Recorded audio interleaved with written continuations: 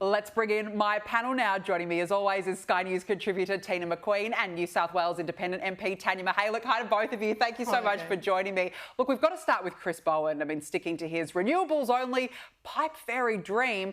Now, of course, we're facing that 9% hike in electricity bills, and Bowen wants us to keep going. Just keep with the status quo. Don't worry about anything. Tania, his answer for all this was shop around. What sort of advice is that? Oh, look, you have to ask the question, why do they put Bowen out before press conferences? I don't get it, OK? This reminds me of what happened to Bill Shorten and the whole franking issue. Yes. And Bowen telling people, if you don't like it, don't vote for us. He is the gift that he's going to keep on giving to the coalition, because every time he fronts up to a press conference, Labor's polling goes down. That's what happens.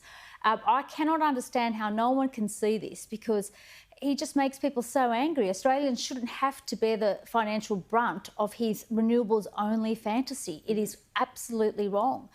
And Dutton's right to call that he should be sacked, and to remind Australians that, yes, we're coming up to a budget and we're likely to see the government yet again announce an extension to this, energy rebate that never happened in the first place. The never. And people need to know that it was a hollow statement to begin with, and it will continue to be hollow.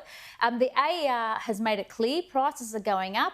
We've got an unreliable energy network in Australia. We've got coal has been just the power stations are dilapidated and in post-Soviet era standards now, unfortunately, and renewables are just not there meeting the needs. But this is the problem, and the transition, Tina, is happening back to front. We're racing to shut down all these coal-fired plants. We're not even ready there for this renewables dream. And it was confirmed yesterday by the energy market operator, and who's suffering? Us, households. And the renewables have had less sunshine, less wind. They haven't been working. But what concerns me, they're about to put a lot of these wind farms out at Coolah.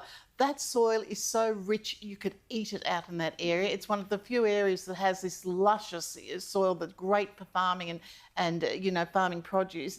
And to think they're going to rip all that up and put these wind farms in, I can't believe it. I mean, Bowen's not going anywhere because there's a factional stitch up. They dish out based on who's in what faction. So sadly he's there. But I'm happy about that because, as you say, every time he opens his mouth, people can tell he's lying, and it's good for us. Well, look at him yesterday at that press conference. He looked stressed out. He was stressing and he won't admit that everything he's done has been an absolute disaster from the very beginning. Around, why don't we shop around for a new government? That would be better. That's what we need to tell That's what we need. Shop around for a new government.